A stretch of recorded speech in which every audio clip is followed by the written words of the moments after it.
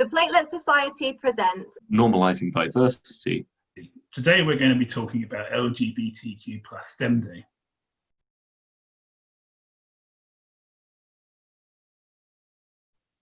One of the things that I often discuss is how can we queer up the science environment. The idea is that we make our workplaces not just LGBTQ plus friendly, but that anyone that can even at a passing glance can see that diversity is a core value in the workplace. It is so important that everyone gets training and education on all the aspects of diversity, how to best support historically excluded minorities, how to be better allies, mark special occasions, give support to the member of staff of those specific groups. So by queering up your workplace, and it could be just putting a lot of rainbows, but also not putting rainbows, just creating an environment in which people can just be themselves. And I feel it's crucial to attract people from our specific community. And it could be that you have web pages in which you have what have you been doing for the LGBTQ plus STEM Day, or that you went to Pride, or your diversity, equality and inclusion initiatives. So many different approaches. It could be rainbow flags on your doors if you have completed training, so people know that they can come to you and chat about some issues they might have. Pronouns on your name and then your email signature everywhere. If there is your name, there are your pronouns, etc. So is creating an environment that is more welcoming, and it is upfrontly more welcoming. It's not because, oh, we have a massive LGBTQ contingent in our group, we need to be super queer. It's like, we need to make sure that we are like this, even if we have 0 people, because there might be somebody that is not comfortable sharing that they're part of the LGBTQ community, and it's absolutely their rights. But you want to make them feel that even if they don't want to share for whatever reason, if they decided to share it, they would be absolutely safe there. I think a lot of societies and journals, on the back of Black Lives Matter, have put these things that are hidden on the websites about equality, diversity and inclusion. And what is really good is that, the Platelet Society is following up on all of that. Instead of hiding it on the website, they're actually doing stuff like this. And I think more events like this where, it's outwardly that you support LGBTQ plus people, and and just making it more inclusive for everyone, just instead of hiding it where people have to find it, just putting it out there. I think stuff like this is great. Just to jump on that, I think this is also just really good. There's so many diverse opinions coming, because there can be times when I might be the only person in the room who identifies as queer or is out, and then I feel like I have to represent an entire community of which I am one person who has one specific viewpoint, and so that's pretty hard. And I was going to ask Mel if she thought the climate was different in the US than in the UK, and then I realized Mel has been stuck in her apartment in Boston for the last 6 months, so I wasn't going to fly. So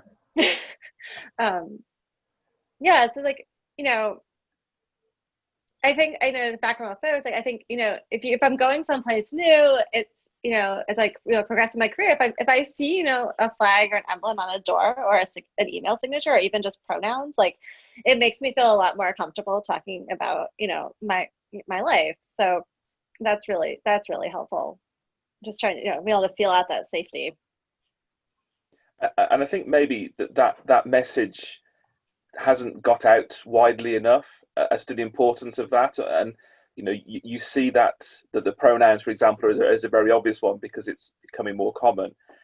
And I think if you don't understand the reason for that being prominent, it's very difficult to then see why it's important or what it means. So I think even little messages like that say, look, this is what this shows, this is what it indicates, and this is the difference it can have, I think are really important messages that we do need to spread and make sure people truly understand the reasons for that. Yeah, I think it's actually it's a really easy thing to do, but it immediately makes someone more welcoming, or it's just a much more open environment, and you are just appreciating how that is really taken on by somebody else. And actually it's really not that difficult to do it, really, and it's a small thing to do, but it's a big gesture to make in a way. Yeah, and I think we probably do need to do more of that, but I think you're right, we need to tell people why it's important to do it. It's going to take you 30 seconds, change it, but this is why it's a big thing. And I would just add, kind of having recently changed jobs and started working in Reading, for me, actually, it was really visible that just around the department, there were lots of like postcards about being an ally and that sort of thing. And okay, I already knew the university from my undergrad and that sort of thing, but actually just kind of starting there as an employee and kind of, I don't know, it just felt like it was okay, even, not that it shouldn't be, but, to see that it was as visible was just quite a nice thing, actually. Kind of. Presumably, this is something that in an ideal world, you shouldn't even have to ask. You shouldn't even have to open your mouth or talk to someone. It should be just obvious. And so it's really interesting to understand what are the things that you spot when you walk into a building or you walk into a room. What are the things you spot and think, okay, yeah, this is probably going to be okay. Part of me thinks it's horrible to have to think like that, but if that's what's going through your mind, then knowing what those cues are and the things that we can do to make it clear this is what we think is important and this is how it is. So just a quick thing on the back of that and on what Kirk said about code switching earlier. When I walk into a new place of work, I think all of us have to do this split-second judgment of, is it safe enough for me to put a picture of my wife from my wedding on my desk? And that's something that a lot of people don't even have to think about, and it's a safety thing. But you shouldn't have to make those decisions, and we shouldn't have to be in a situation whereby I'm trying to weigh up damage to my career versus just being myself. And I think that is the fundamental reason why it's important to have environments that say that, because if everyone realizes that that's not something that you say in this environment, even if they don't truly believe it, they're not likely to express it, and then at least you get to a point. It doesn't make it better by any way, but at least it hopefully gets to the point where everyone's playing on the same hymn sheet, and it's in a welcoming and helpful environment. Whereas actually, when you start to play in an environment where you're not, you have one doubt, then the question is, where's the next person and the next person and the next person, and that then does play on your mind, and it does create an emotional cost, really.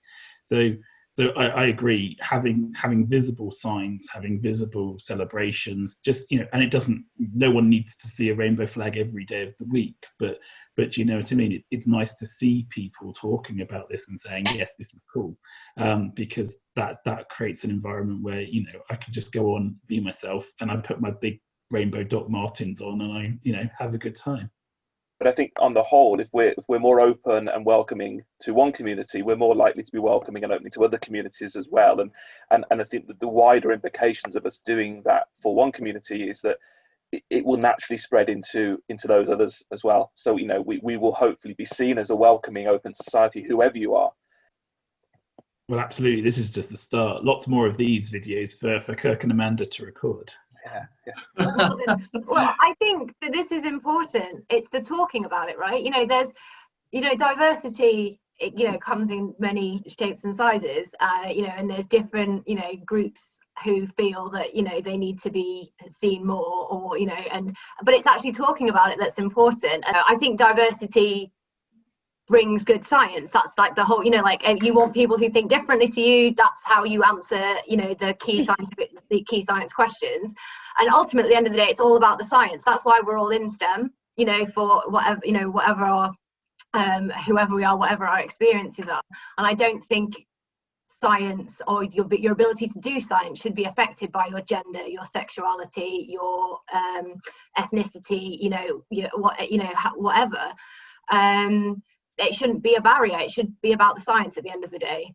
And I think as we just need, from a society perspective, but also from a STEM perspective, we need to create an open and welcoming society where we can have this discussion.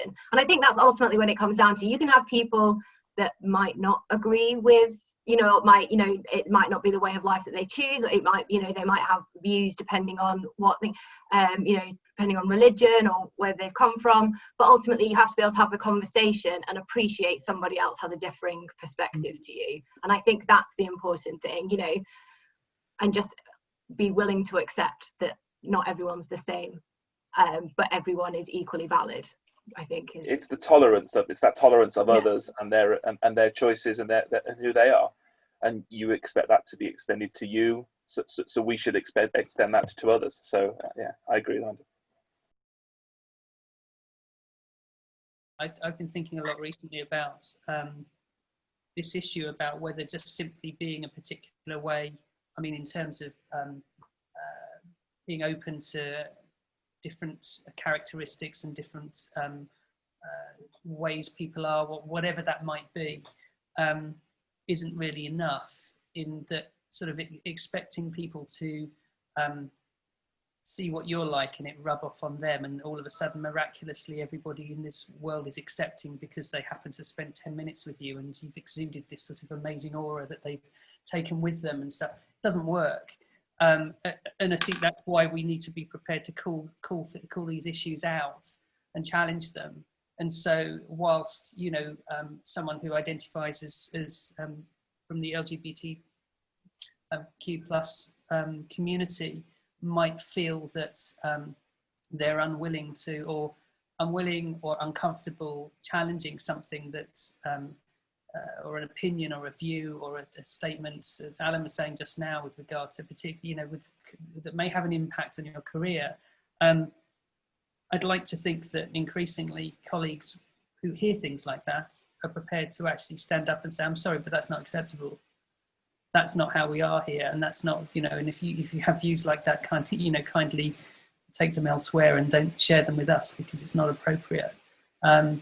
I guess you can't completely change the way people are. You can try and influence them gradually, but I think we should be prepared to, as allies, we should be prepared to actually stand up and say, I'm sorry, that's not acceptable. Because if you can stand up for somebody else will stand up for you. And I think that's the important message to take.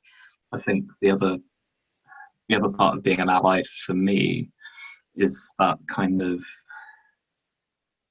so you could say, well, you know, how can I be an ally for the LGBTQ plus community because I'm already a member of it? But we see that there are different groups within the umbrella of LGBTQ plus that face different levels of discrimination, and really simple things like including pronouns on emails or name badges for conferences, maybe we could do that, is just that really simple way of, so if you have somebody who is transgender, they aren't suddenly outed because they're the only person that has their pronouns.